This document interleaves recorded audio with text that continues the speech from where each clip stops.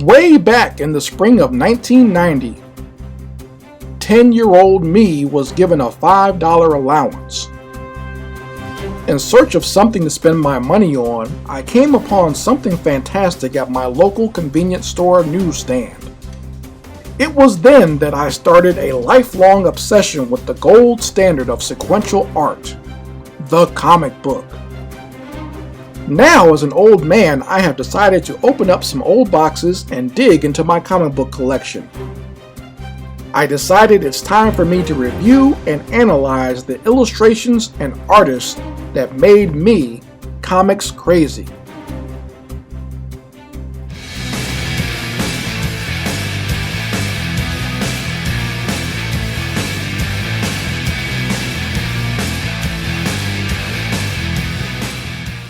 Hey folks, this is Chris Crazy House back again for another episode of Chris Crazy House Presents Comics Crazy. And as promised, we are looking at Youngblood #1 at the away team. And this is the flip side of the book that we looked at last time, where we got the home team shown in Youngblood #1. All you gotta do is flip the book over and we got the away team of Youngblood. And this team is made up of team leader Sentinel, who is kind of like an Iron Man type character.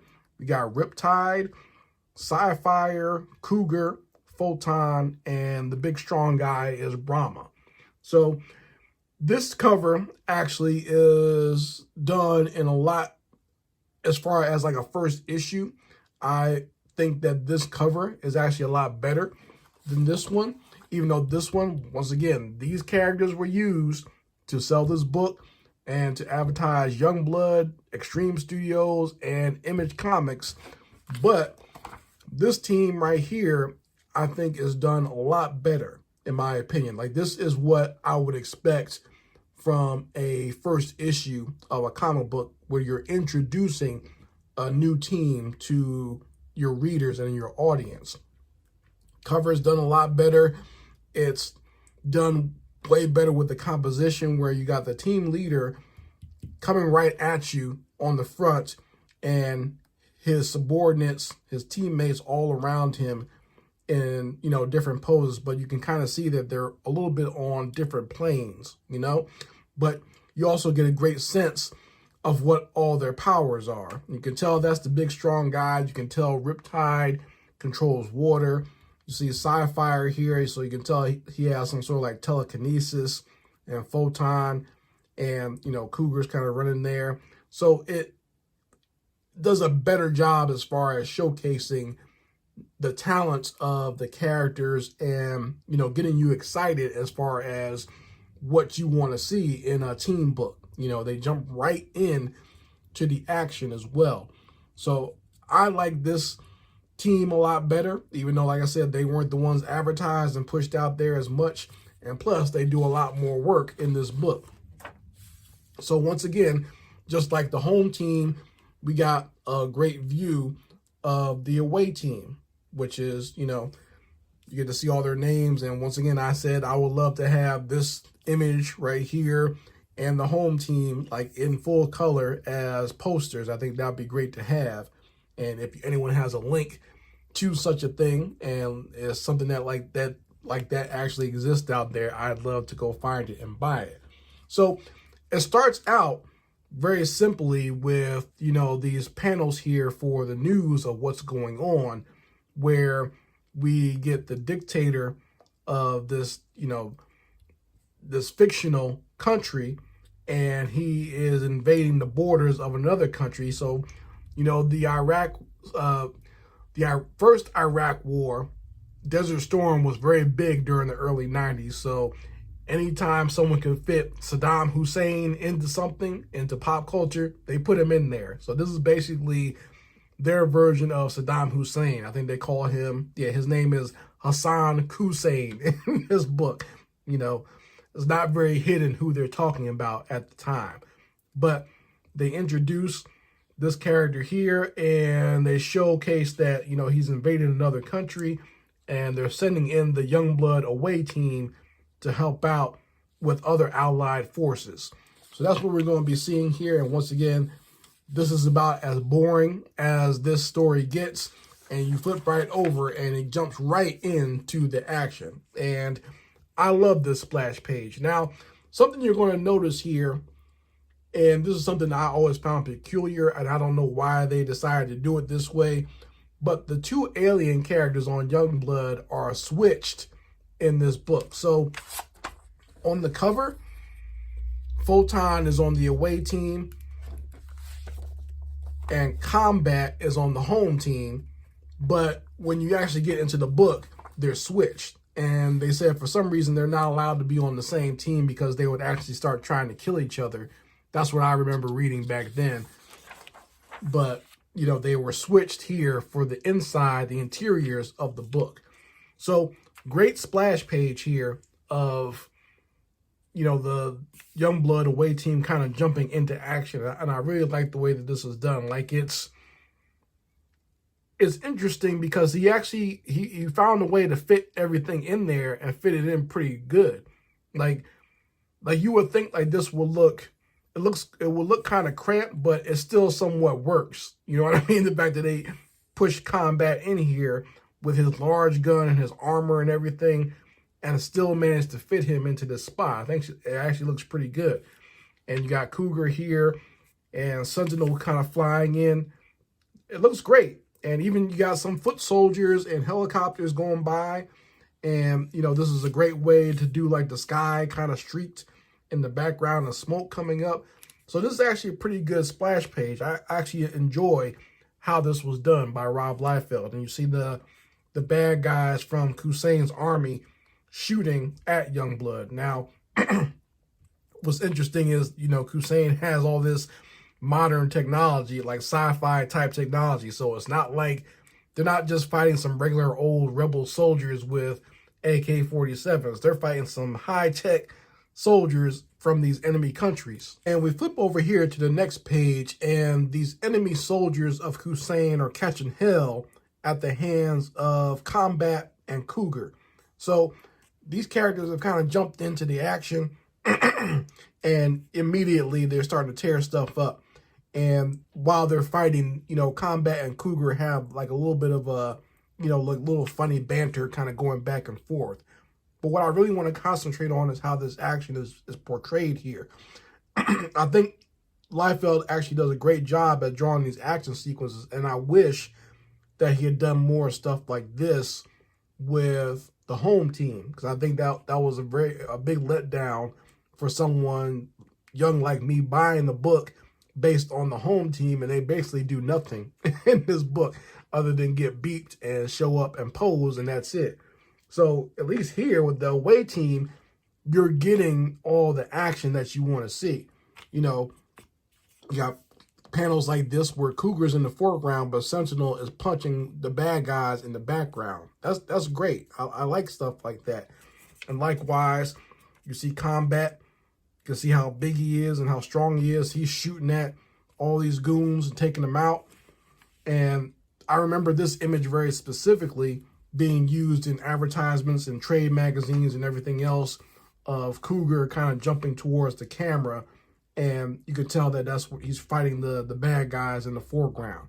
So I always like Cougar. Like when I think about Youngblood's away team, I always think of this character, Cougar, and I think of Sentinel. So like those two characters. And I know that Rob Liefeld actually had these two characters for like the longest time. Like if you can find any of his old books, even before he started working for Marvel, like some of his, you know, original stuff that he created for himself, the character of Cougar, Sentinel, and I think Photon appear in some of those old books.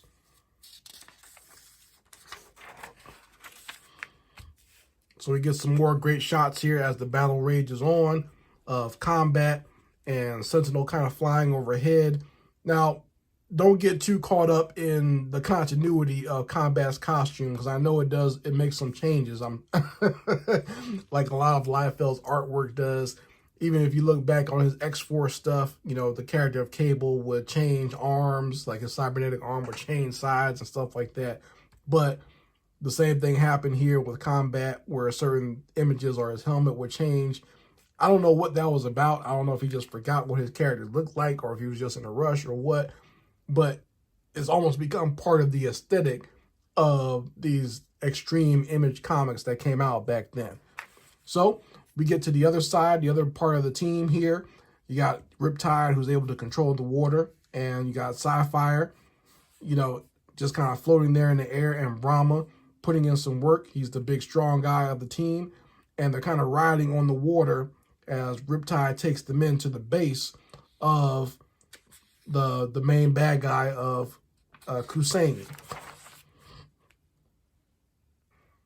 So as the away team is advancing on the home base of Kusain, we can see, like, you know, panels like this where Sentinel is firing off, and you can see he's very Iron Man-like. The fact that he has these beams that he can shoot from his hands almost reminds you very much of the repulsor rays. And Riptide is using her control of the water and the moisture to make the tanks float into the air. And right when they're about to enter the base, they get hit by this weapon that Kusain has that is able to disrupt the synapse of these characters. So they've basically been hit with like a psychic type weapon, and it's knocked most of them out. Now, I really enjoy this panel right here. I like the way that they did this.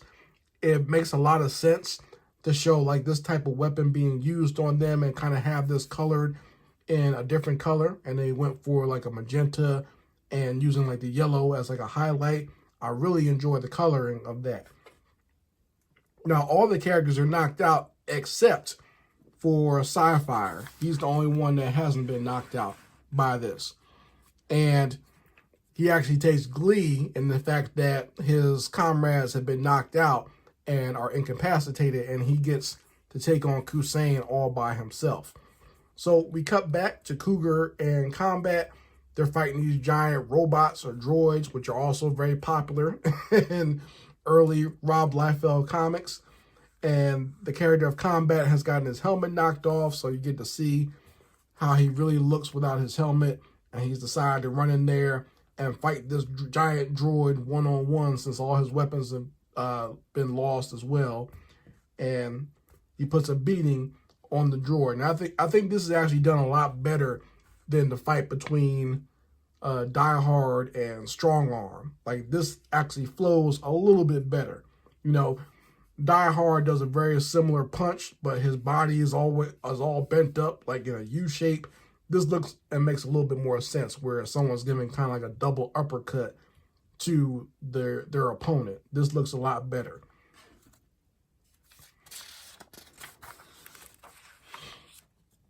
So Combat kind of stands over the droid that's been completely destroyed at this point, and he goes back to get his helmet.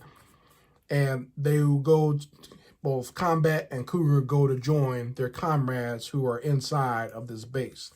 And we got Psi-Fire kind of standing over Kusain and actually tells him that, you know, I admire what you've done to this country.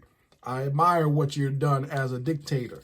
So you get to see some glimpses of Psi-Fire and how he kind of like has a darkness to him. And he actually winds up becoming a villain later on in the story.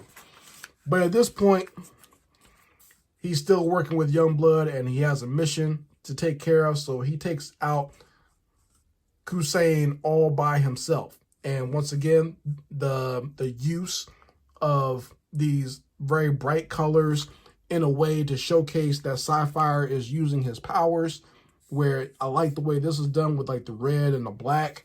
And then once again here, you see his eyes are glowing green, and Kusain is kind of enveloped in that green light. And you get to see more of it here. And this is one of those panels that was also showcased in certain places. Like, it was hard to find this image because I guess they wanted to save it for the book. But this was like the surprise image of this book, where basically Kusain's head explodes, all thanks to Psi-Fire. So he basically blew his head up Scanner style. So anyone remembers that movie Scanners, where folks use their mental powers to blow up people's heads? That's exactly what happened right here. And actually a cool panel in the way, or a cool page in the way it's done, with like, you know, the really scraggly lines. I showed you that in those Eric Larson books.